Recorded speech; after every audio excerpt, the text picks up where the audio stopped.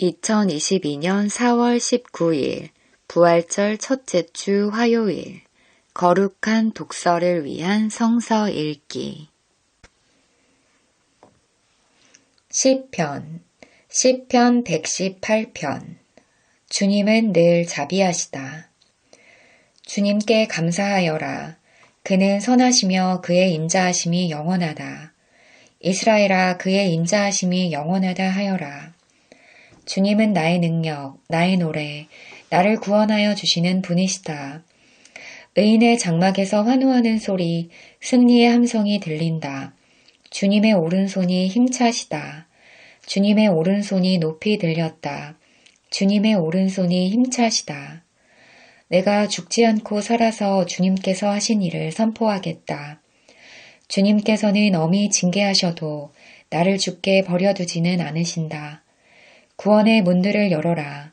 내가 그 문들로 들어가서 주님께 감사를 드리겠다. 이것이 주님의 문이다. 의인들이 그리로 들어갈 것이다. 주님께서 나에게 응답하시고 나에게 구원을 베푸셨으니 내가 주님께 감사를 드립니다. 집 짓는 사람들이 내버린 돌이 집 모퉁이의 머릿돌이 되었다. 이것은 주님께서 하신 일이니 우리의 눈에는 기이한 일이 아니랴. 이 날은 주님이 구별해 주신 날. 우리 모두 이 날에 기뻐하고 즐거워하자. 제1독서 사사기 4장 5장 사사 드보라. 그러나 시스라는 뛰어서 겐 사람 헤벨의 아내 야엘의 장막으로 도망쳤다. 하솔 왕 야빈과 겐 사람 헤벨의 가문과는 서로 가깝게 지내는 사이였기 때문이다. 야엘이 나아가 시스라를 맞으며 들어오십시오 높으신 어른, 안으로 들어오십시오. 두려워하실 것 없습니다 하고 말하였다. 시스라가 그의 장막으로 들어오자 야엘이 그를 이불로 덮어주었다. 내가 목이 마르니 물 좀 마시게 하여 주시오 하고 시스라가 간절히 청하자 야엘이 우유가 든 가죽 부대를 열어 마시게 하고는 다시 그를 덮어주었다. 시스라가 그에게 장막 어귀에 서 있다가 만약 누가 와서 여기에 낯선 사람이 있느냐고 묻거든 없다고 대답하여 주시오 하고 부탁하였다. 시스라는 지쳐서 깊이 잠이 들었다.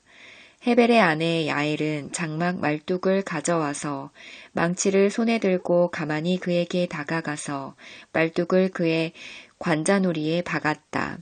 그 말뚝이 관자놀이를 꿰뚫고 땅에 박히니 그가 죽었다.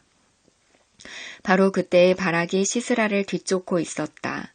야엘이 나가서 그를 맞으며 그에게 말하였다. 어서 들어가십시오. 장군께서 찾고 계신 사람을 내가 보여드리겠습니다. 바락이 그의 장막으로 들어가 보니 시스라가 죽어 쓰러져 있고 그의 관자놀이에는 말뚝이 박혀 있었다. 이렇게 하나님이 그날에 이스라엘 자손 앞에서 가나안 왕 야빈을 굴복시키셨다.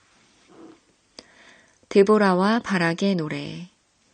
겐 사람 헤벨의 아내 야엘은 어느 여인보다 더 복을 받을 것이다. 장막에 사는 어떤 여인보다도 더 복을 받을 것이다. 시스라가 물을 달라고 할 때에 야엘은 우유 곧 엉긴 우유를 귀한 그릇에 담아 주었다. 왼손에는 장막 말뚝을 쥐고 오른손에는 대장장이의 망치를 쥐고 시스라를 쳐서 머리를 깨부수고 관자놀이를 꿰뚫어 버렸다. 시스라는 그의 발 앞에 고꾸라져서 쓰러진 채 누웠다. 그의 발 앞에 고꾸라지며 쓰러졌다. 고꾸라진 바로 그 자리에서 쓰러져서 죽고 말았다. 시스라의 어머니가 창문으로 내다보며 창살 틈으로 내다보며 울부짖었다. 그의 병거가 왜 이렇게 더디 오는가? 그의 병거가 왜 이처럼 늦게 오는가? 그의 시녀들 가운데서 가장 지혜로운 시녀들이 대답하였겠고 시스라의 어머니도 그 말을 따라 이렇게 혼잣말로 말하였을 것이다. 그들이 어찌 약탈물을 얻지 못하였으랴. 그것을 나누지 못하였으랴. 용사마다 한두 처녀를 차지하였을 것이다. 시스라가 약탈한 것은 채색한 옷감, 곧 수놓아 채색한 옷감이거나 약탈한 사람의 목에 걸칠 수놓은 두 벌의 옷감일 것이다. 주님, 주님의 원수들은 이처럼 모두 망하고 주님을 사랑하는 사람들은 힘차게 떠오르는 해처럼 되게 하여 주십시오. 제2독서 요한계시록 12장 여자와 용. 그리고 하늘에 큰 표징이 나타났는데 한 여자가 해를 둘러 걸치고 달을 그 발 밑에 밟고 12별이 박힌 면류관을 머리에 쓰고 있었습니다. 그 여자는 아이를 베고 있었는데 해산의 진통과 괴로움으로 울고 있었습니다. 또 다른 표징이 하늘에서 나타났습니다. 머리 7개와 뿔 10개가 달린 커다란 붉은 용 한 마리가 있는데 그 머리에는 왕관을 7개 쓰고 있었습니다. 그 용은 그 꼬리로 하늘의 별 3분의 1을 휩쓸어서 땅으로 내던졌습니다. 그 용은 막 해산하려고 하는 그 여자 앞에 서서 그 여자가 아기를 낳기만 하면 삼켜버리려고 노리고 있었습니다. 마침내 그 여자는 아들을 낳았습니다. 그 아기는 장차 쇠 지팡이로 만국을 다스리실 분이었습니다. 벼랑간 그 아기는 하나님께로 곧 그분의 보좌로 이끌려 올라갔고 그 여자는 광야로 도망을 쳤습니다. 거기에는 1260일 동안 사람들이 그 여자를 먹여 살리도록 하나님께서 마련해 주신 곳이 있었습니다. 그때 하늘에서 전쟁이 일어났습니다. 미가엘과 미가엘의 천사들은 용과 맞서서 싸웠습니다. 용과 용의 부하들이 이에 맞서서 싸웠지만 당해내지 못하였으므로 하늘에서는 더 이상 그들이 발 붙일 자리가 없었습니다.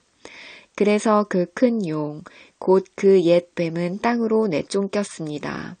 그 큰 용은 악마라고도 하고 사탄이라고도 하는데 온 세계를 미혹하던 자입니다.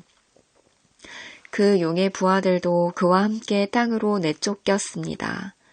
그때 내가 들으니 하늘에서 큰 음성이 이렇게 울려 나왔습니다. 이제 우리 하나님의 구원과 권능과 나라가 이루어지고 하나님이 세우신 그리스도의 권세가 나타났다. 우리의 동료들을 헐뜯는 자, 우리 하나님 앞에서 밤낮으로 그들을 헐뜯는 자가 내쫓겼다.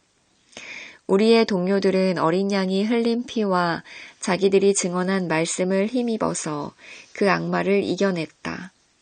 그들은 죽기까지 목숨을 아끼지 않았다. 그러므로 하늘아, 그리고 그 안에 사는 자들아, 즐거워하여라. 그러나 땅과 바다는 화가 있다.